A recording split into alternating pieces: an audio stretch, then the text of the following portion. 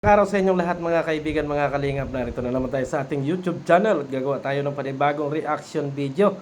At dito sa reaction video natin mga kaibigan, mga kalingap, ang gagawa natin ng reaction ay yung live ni Kalingap Rab kung saan ay pinasok siya ng isang kangipin, mga kaibigan, mga kalingap.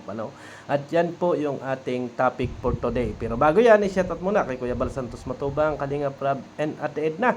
At sa lahat ng ating mga viewers, kay Gisa Bicolana, Ate Be Considerate, and Ma'am Mystica Yons. At ganoon din po sa aking nag-iisang lalabs, Gingging Vlog 1991, mga kaibigan, mga kalingap. Pakisuportahan po ang kanilang YouTube channel, mga kaibigan. So, ito na nga mga kaibigan, kasi nga, ilang araw na rin, ilang ano na rin na nagla-live si Rab, may mga parinig, sa mga anti-kalingap. At talagang totoo naman mga kaibigan, yung laging sinasabi ni Rab, na yung mga anti-kalingap, beneficiaries ng kalingap. Totoo yan. Kasi ginagawa nilang gatasan yung kalingap at para kumita. Yan naman ang katotohanan talaga Masakit man masakit man sa pandinig ng mga anti-kalingap, ay talagang totoo naman. Totoo naman. At dito mga kaibigan, mga kalingap, sa ipi-play natin video ay pumasok ang isang anti-kalingap, si Kangipin, mga kaibigan, pumasok. At dito ay napakadaling nasagot ni Rab yung mga dialogo ni Kangipin. At taka lang ako na ang kapal ng mukha din talaga, Ang kapal ng mukha. Sa totoo lang. Oo. Sa totoo lang, kasi isipin mo yon, magsasuggest na nagawa ng channel yung mga Kalingap Angel, basic na basic yung mga hamon ni Rab. At dito mga kaibigan, mga Kalingap, masasabi natin na napaka-professional na sagot ni Kalingap Rab sa mga bashing, doon sa mga nagmamagaling, yung feeling magaling. At yung iba naman kasi mga kaibigan ay talagang nagpipiling magaling pero hindi nila talaga ma-apply sa kanilang mga sarili. Magaling silang pumuna pero hindi nila mapuna yung kanilang mga sarili. Katulad niyan, si Kangipin, ang sabi niya, parang laging kontra niya yung kalingap about sa pagtulong. Pero ang tanong doon na kaibigan, mga kalingap, ay na-apply niya ba sa kanyang sarili na tumulong? Or tinutulungan niya lang yung kanyang sarili? 'Di ba? 'Di ba? At ang ginagawa nitong tao na 'to, lahat content dito, content doon para may maitustos sa pangangailangan ng kanyang pamilya. Real talk 'yun. 'Yun naman talaga yung katotohanan kasi kung talagang ang inagalaban nila ay katotohanan at hindi nila ginagamit yung kalingap para gatasan at para kumita ng pera, abay, walang monetization yan. Kaso nga lang talaga, yun talaga yung way nila, mga kaibigan, na talagang gatasan at maging anti-kalingap para sa ganon, meron silang kainin ng kainin.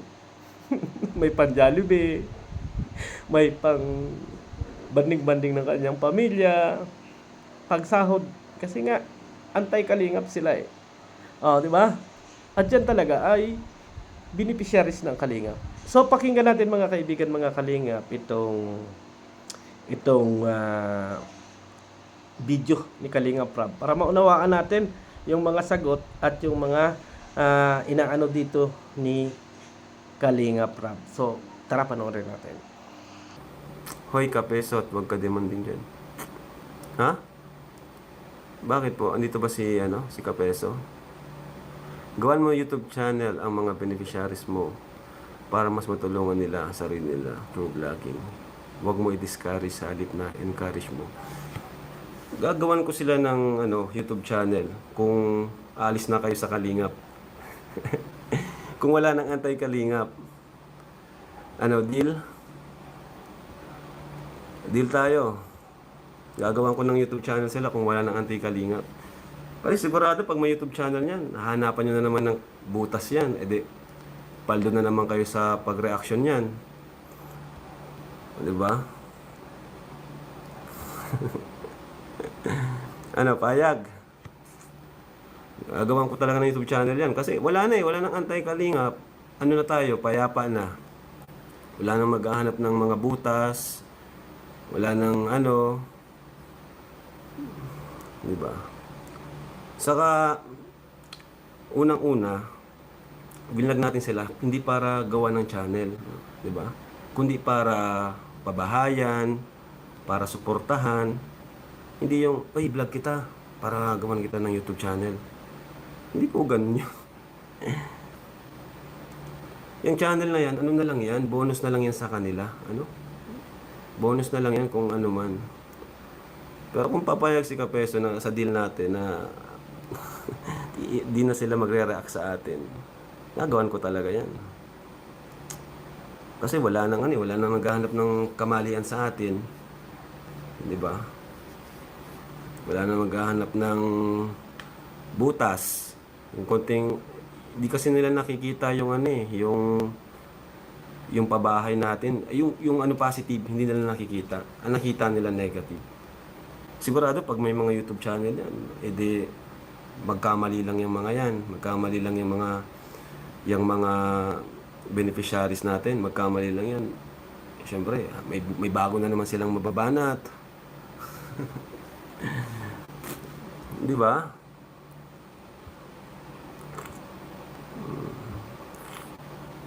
Marunong pa si ano daw? Mawala kang mga anti-kalingap pag kayong pro-kalingap ang nawala. Kasi ikaw ang gumawa ng anti-kalingap. Ano?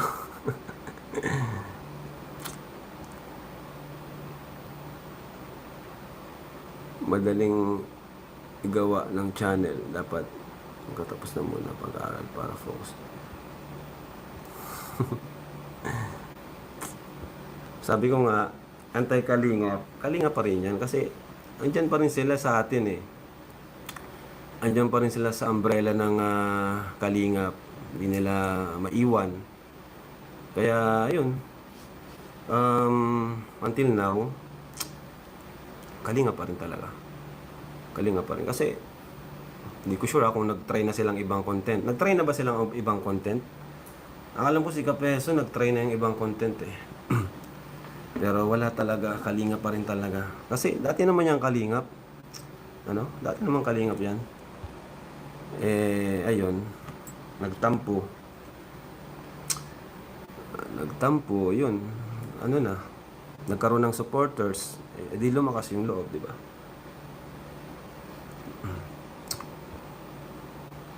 So, yun lang naman yung deal ko sa kanya. Kung gusto niyang gawan ko ng YouTube channel, o huwag nila tayong reaksyonan, no?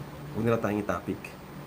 Magsama-sama na lang sila, no? Yung ibang mga bumuo ng ibang kalinga, yung ibang magsama-sama na lang sila. Mas okay pa yun. No? Maggawa sila ng grupo nila, o kung ayaw nila ng anti-kalingap, isip sila ng pangalan. Bawa, kung kami ay kalingap, sila ay ano ba? Ano bang pwede? Katulong. Kaibigan. Yung ganun. Tapos maghanap sila ng tutulungan nila, di ba? Ganun lang gawin. Mas okay pa yun. Mas mapapabilib pa ako. Pero ngayon, di talaga eh. Kalinga pa rin talaga sila eh. Kalinga pa rin sila. Kahit anong sabihin nila, kalinga pa rin sila. Nagkasahod sila ng dahil sa kalingap. Panay issue. Live ng live. Hoy, magbigay kayo sa kalingap. Naman mga kaibigan, mga kalingap, ano at napanood ninyo na basic kay Kalingap Prab yung mga sagot dito sa anti-kalingap na to na nagpipiling magaling at nagpipiling perpekto. Ay buta taas siya doon. Talagang sampal sa mukha niya yung mga sagot doon ni Kalingap Prab. Anong sabi ni Kalingap Prab? Gagawaan ko yan ng YouTube channel kung wala na ang anti-kalingap. Ngayon ay tumirada na naman siya, mga kaibigan, mga kalingap. At ang sinabi na naman dyan ni Kangipin, kung walang anti-kalingap, kung walang kalingap, ay wala na rin anti-kalingap. Ibig sabihin, una daw mawala yung kalingap bago mawala yung anti-kalingap. Yun po yung sinasabi nila. Kasi nga, mga kaibigan, hindi talaga mawawala yung mga anti-kalingap na yan kasi makakapal ang mukha at ginagatasan talaga nila ang kalingap. Totoo yun. Talagang gatas na gatas. At talagang napakabilis nga gumawa ng reaction video kasi nga, alam natin na kapag ikinontent nila yung kalingap ay talagang malakas ang views. At doon sa hamon ni Rab na sige, gagawin ko ng YouTube channel ito, itong mga beneficiaries na to, pero wala na kayo magre-reaction or hindi na kayo magre-reaction dito sa kalingap. Siyempre, hindi kakagatin niya ni Kapiso kasi nga mawawalan talaga siya ng kita. Oo. Mawawalan talaga siya ng kita. 'Di ba? Ngayon, ang sabi ni Rab, o sige, kung ayaw mo dito sa una kong del, dito sa pangalawa kong del. Ang sabi diyan ni Rab, kumuha ka ng beneficiaries mo, gumawa ka ng beneficiaries mo, at tulungan mo, at gawan mo ng YouTube channel, i-apply mo sa sarili mo yung mga sinasabi mo. As in, doon pa lang, durog na si Kapiso. Mga kaibigan, mga kalingap, at talagang makapal na lang ang mukha kung hindi siya tatalbad doon. Sa bagay, nakakakapal talaga ng mukha kapag paldo-paldo. Nakakakapal talaga sa mukha. Yan. At alam naman natin kung gaano kapal ang mukha niyan at talagang adobing-adobe. Mga kaibigan, mga kalingap, talaga sabi ko nga, kung gaano yung kapal ng adobe, ganyan na rin kakapal yan kasi nga kumikita. At nagmamagaling, pero hindi niya kayang i-apply sa kanyang sarili. Ngayon, ano na siya doon, butata na si Kapiso doon sa comment section. Nabubutata na siya kasi, oo nga naman, siguro, bagay, hindi man nag-iisip yan si Kapiso kasi ang iisipin lang yan, parang sa kanya. Pero alam niya sa puso niya na, oo nga naman, bakit hindi ko gawin yung sinasuggest ko kay Rab bago ko turuan si Rab. Kaya katawa-tawa lang si Rab. Ngayon, naghamon pa ng debate itong si Kangipin at hinahamon ng debate itong si Kalingap Rab, mga kaibigan, mga kalingap. Aba, ano ang topic? Kangipin. Ano yung gusto mong topic? At bakit gusto mong hamunin si Kalingap Rab? Alam ko naman yung yung gusto mo diyan, kaya gusto mong maka-debate si Kalingap Rab para tumaas yung iyong YouTube channel. Pero diyan sa hamon ni Kapiso na debate kay Kalingap Rab, ay may sagot po dyan si Kalingap Rab. Ito at panoorin natin, mga kaibigan, mga kalingap. OG daw si Direk. Huwag may baba ang level. Di naman ako papatol sa mga di ko nga pinapanood. Nag-comment lang po dito. Kaya syempre, ayan, sinagot ko ng mabilisan. Sinagot ko siya ng mabilisan. Diba, ang dali lang naman nung nag-comment siya. Wag ko daw i-encourage, i-discourage na gawin ng channel yung mga beneficiaries ko. Unang deal ko sa kanya, sige, gagawan ko. Lumayas kayo sa Kalingap, wag nyo kaming topic. Diba? Gumawa kayo sa sarili nyo community. Option 1 yun. Kasi gagawan ko na sila ng YouTube channel at wala nang manggugulo eh. Diba? Payapa na. Option 2, gagawan ko ng YouTube channel, hanap muna siya ng beneficiaries niya, tapos gawan niya din ng YouTube channel. 'Di ba? Magaling siyang mag-suggest, i-apply niya muna sa sarili niya. Ganun lang naman kasimple 'yon. 'Di ba? Ang dami niya palang alam gawin niya muna sa sarili niya. So kung gusto niya ng ng debate, iwag muna ako. Hindi pa ako yung dapat mong kausapin dyan. Kasi unang-una, dun pa nga lang sa sinabi mo kanina, wala na eh. Saka, masyadong mababaw ang mga argumento. Sa totoo lang. Kaya nga, nagtigil na rin akong panoorin. Ay, wala talaga. Ano lang talaga, may makontent lang. May makontent lang talaga siya. Kaya di talaga ako nanonood sa kanila. Gusto lang talaga nilang may content. So, yun. So, kung gusto yung debate, yan, si Derek Noel sa aray ko, pakak, kapeso. Kaya mga kaibigan, ano napanood ninyo? Yung sagot ni Kalinga Prab dito sa pakikipag-debate. Ano sabi ni Kalinga Prab? Bakit ako makikipag-debate? Hindi ko ibababa ang level ko sa kangipin. Ay, totoo naman yun mga kaibigan ko. Ako kaya hindi talaga ako makikipag-debate dyan. Kasi alam naman natin kung gaano ka-professional ito si Kalinga Prab sa mga sagot, doon sa mga basic na mabilis niyang ma-pick up yung mga tanong, ay malalaman natin mga kaibigan, mga kalingap, na mayroon talaga itong potential na makikipag-debate. Pero, kahit ako naman, bakit ko papatulan ang isang kangipin na hindi nga niya ma-apply sa kanyang sarili, yung kanyang mga sinasabi, ay makikipag-debate pa siya. Pero, kung ito po mga kaibigan, mga kalingap, ay may napatunayan na sa buhay, na masasabi natin na may tinulungan, may ginawang paraan, napakagaling niya sa mga kapwa niya, abay, makikipag-debate ako dyan. O halimbawa, katulad ni Pugong Biyahero na nakikita natin, ni Katikram, ni Ka-Business, na maraming natutulungan, abay, pwede ako makipag-debate. Eh kaso nga lang, wala talaga. Kasi yung kanyang mga isinasuggest at yung kanyang mga sinasabi ay hindi niya mai-apply sa kanyang sarili. 'Di ba? Hindi talaga niya kayang i-apply sa kanyang sarili kasi nga ang gusto lang niya talaga ay kumita ng pera, magkamal-kamal ng pera, pero darating din yung time na si Lord na yung bahala. 'Di ba? At ang lahat ng ito ay may katapusan mga kaibigan. Sa ngayon, namamayagpag sila kasi nga content nila talaga yung kalingap eh. Kasi ang hirap ng buhay kapag hindi nila ikinontent talaga yung kalingap eh wala talaga silang wala talaga silang makakain.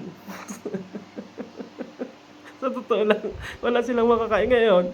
Sabihin ninyong meron kayong mga resources. O sige nga, kung kayo ay may mga resources talaga, wag ninyong i-content yung kalingap. Kung hindi ninyo ginagawa yung pagiging anti-kalingap para sa mga pagkain ninyo at pangangailangan ng pamilya ninyo, kung talagang may resources kayo, hindi ninyo magawa, di ba? Hindi talaga ninyo maihihinto yan. Tuloy-tuloy yung gagawin ninyong reaction dyan kasi nga, kakalam yung sikmura nyo. Kakalam talaga yung sikmura nyo, magugutom kayo. Kasi, yan yung pambigay ninyo or pangkain-kain ninyo. Di ba? Yun naman talaga yung masakit man ng katotohanan. Pero, yun ang totoo. Yun ang totoo mga kaibigan. Yun ang totoo doon. Hindi talaga nila kayang makipag-deal sa mga ganyang bagay kasi nga magugutom yung pamilya nila. Oo, magugutom talaga yung pamilya nila kapag sila hindi nag-content sa kalingap. Oo, kaya alam ko na hindi talaga yan gagawin ni Kangipin mga kaibigan. Sa totoo lang.